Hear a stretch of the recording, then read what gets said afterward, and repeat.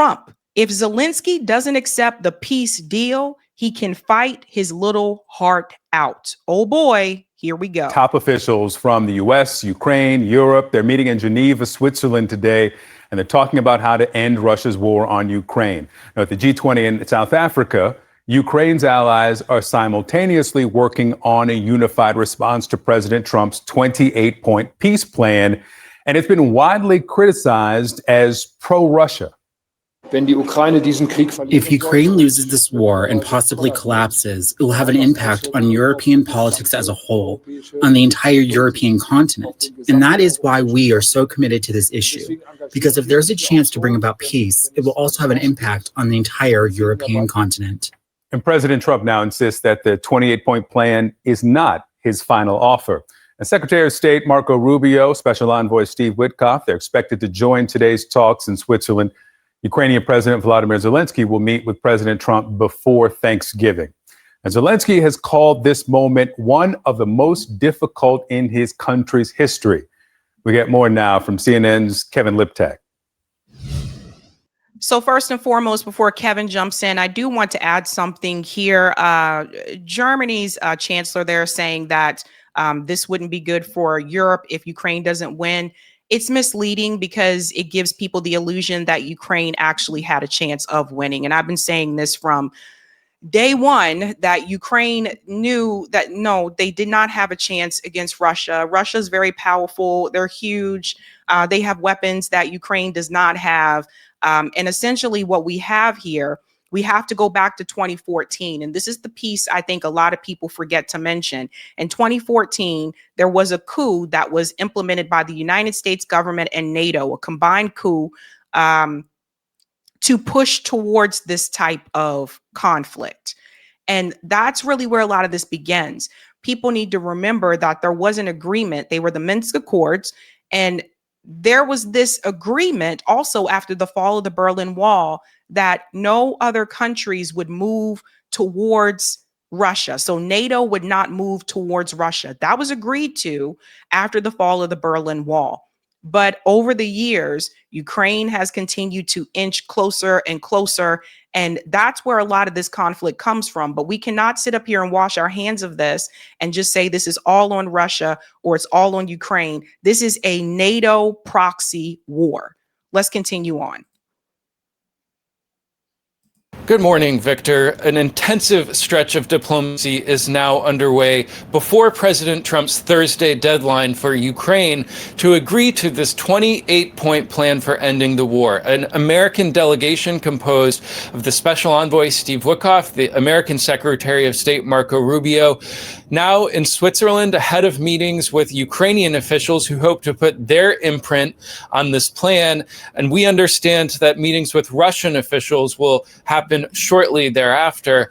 President Trump said on Saturday that this plan was not his final offer. And I think that will be reassuring in some ways to those who view this 28-point proposal as essentially a Russian wish list. And why would they call it a Russian wish list? Let's go back and look at this because he didn't read these points. So I'm going to read them to you. Here are some of the key points. These are the ones a lot of people are talking about. Ukraine gives up some territory it controls. So this is a big no-no to Zelensky does not want to give up territory. So that essentially, again, this is the U.S. government basically saying you have lost. That's really what this plan says. You have lost. Otherwise, why would they tell you to give up some of the territory that you control? 2, Ukraine agrees to limit the size of military. 3, Ukraine commits to not joining NATO. So remember, this is something that Zelensky wanted to do. He tried this before, like a year or two ago. He wanted to join NATO. NATO said no. Where are we? 4, Russia agrees it won't invade neighboring countries. 5, Russian sanctions lifted. And then 6, Trump to oversee peace council similar to Gaza plan. What that means is more U.S. involvement, of course. Of course, the West dictating what is going on there. So all in all, what this really means is that Ukraine has lost. And that's not what they're going to say on CNN. That's why I wanted to tell you guys that so that you understand what this plan is saying. Not his final offer. And I think that will be reassuring in some ways to those who view this 28-point proposal as essentially a Russian wish list. And many of the points do amount to the maximalist demands that the Kremlin has been making over the course of this war, including that Ukraine give up the entire eastern Donbass region, that it put a cap on the size of its military, that it give up some of its long-range weapons capabilities that it's been provided over the course of this war, and that it agreed to never join NATO. And so I think, and that's one of the things that Zelensky wants to do, is to join NATO. So this is not, and I'm just going to be honest with you, because of course corporate media doesn't want to go down this road, but Ukraine has lost. And going into this, the West knew that Ukraine could not beat Russia. They knew that. They have lost. So many people have died since this war has started. We watched videos of Ukrainians being dragged off the street, thrown into vans to go fight. They are grabbing men that are in their 40s. Like the average age now that I checked is men in their 40s to go fight against Russia. Like, so many people have died. And so people have to really understand this is a proxy war by NATO and the US government. And now you may wonder, well, why are they after Russia? Well, let's think about it, shall we? Russia, again, is another rising economic power. Same with China. The US government doesn't want that. The Wolfowitz Doctrine tells you that no other power can rise to compete with the United States government. And that was decided a long time ago. So there's that. And these are the things that people have to come to grips with. A lot of people just want to say this all started when Russia invaded Ukraine. No, this started when NATO implemented a coup in 2014, not when Russia invaded Ukraine. So it's so important that people get the backstory of this and not just Russia invaded Ukraine. It's the same thing I said about Gaza and Israel when people say this started on October 7th. No, it didn't. It started long before them. Let's go on a little bit more here. The real question now, and it's the question that I posed to President Trump on Saturday, is what happens if Zelensky does not agree to this plan by Thursday? Listen to what he said. Well, then he can continue to fight his little heart out. So you hear the president there not saying specifically what the consequences might be for Zelensky not agreeing to this plan, but I think implicit in his answer is that this will then be Zelensky's war and that he will essentially wash his hands of it. Now, European leaders have been extremely skeptical about this plan. On Saturday, they released a statement saying that it needed additional work and saying that they were in particular concerned about the provisions that would put limitations on Ukraine's armed forces. Even some Republicans here in Washington are voicing concern, including one of the president's top allies in the Senate, the South Carolina Senator Lindsey Graham, who said that parts of this proposal were, quote, very problematic and can be made better.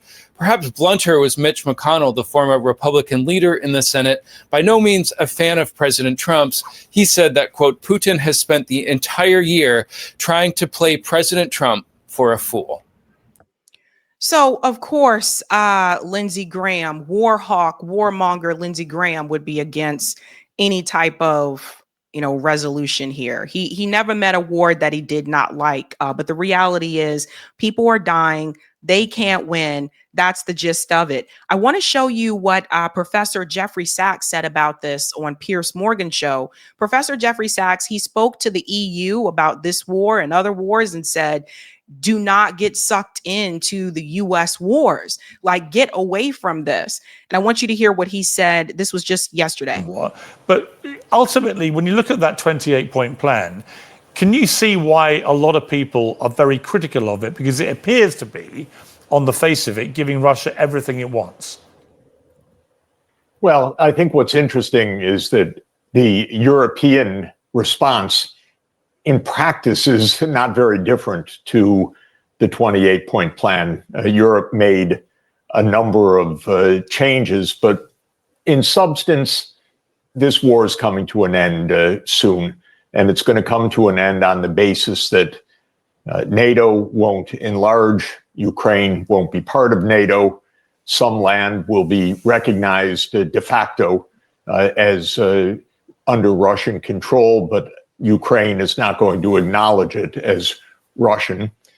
And that's going to be the way that the fighting stops. So I think the truth is we're probably coming close to the end of the fighting. Why, though, would anyone on the Ukrainian side trust Putin, given that he took Crimea and given he's now taken, say, another 20% of land? We'll see what the final geographical boundary says. But why would anyone on the Ukrainian side trust him not to come back for more? Well, the way that the agreement is structured is that if one side violates it, it ends all of the guarantees that that side has received. The idea is that this is a mutual or collective security arrangement, and it says that if one side violates it, the other side is free of any further obligations. If indeed an agreement is reached and Russia violates it, I think the full force of whatever the West would bring to this would immediately return.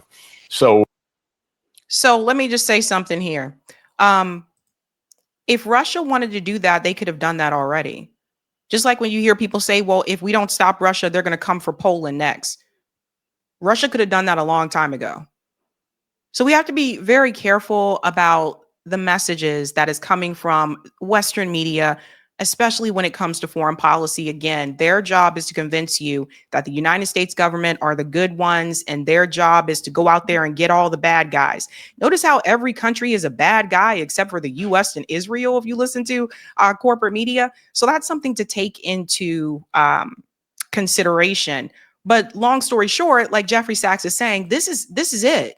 Like there's no, I mean, I'm just thinking about all the lives that were lost because of this. And Ukraine is losing anyway, and they were going to lose. And corporate media has been convincing people for the longest time that they had a chance. They never had a chance. The US government knew that. Ukraine knew that. What we have with a lot of these wars is just a money laundering system. Julian Assange explained this so well, that the goal is not necessarily to end the war. The goal is to create this system where they funnel and launder money through for the military industrial complex. There's a profit to be made here, even though people die. Donald Trump also said this about Zelensky. President Zelensky, sir, about his offer to purchase more Patriot missile batteries. Oh, I don't know. He's always looking to purchase missiles. You know, he's against. Listen, when you start a war, you got to know that you can win the war, right? You don't start a war against somebody that's 20 times your size and then hope that people give you some missiles. So notice he said, when you start a war, you can't. Now, NATO started all this. This was all NATO. I mean, Donald Trump, one thing I'll say about him is that he has no filter. He just goes, "Wah," like stuff just comes out, right?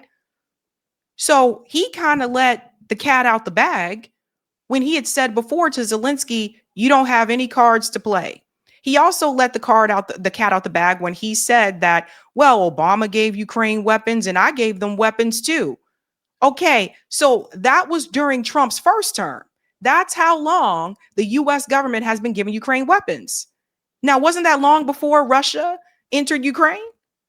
Okay, so that goes to show you how long this has really been happening. This is a done deal for Ukraine.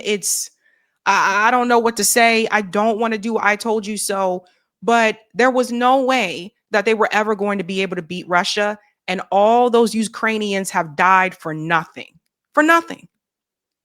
just to keep the war profiting system going. So you ask yourself this question, what's in it for them? What's in it for them is money.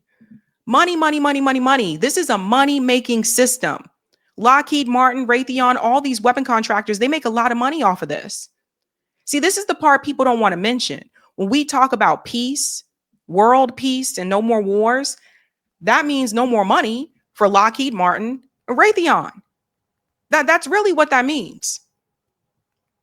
And to fully get there, and this is what some people just won't approve of this, but to fully get there, you have to end capitalism. As long as we have a capitalist system, we are going to have war. So that's it. There's money to be made. If there was no money to be made, we would have had peace yesterday. Think about that. Hey guys, this was a Sabby clip. If you like what you saw, hit that like button and subscribe.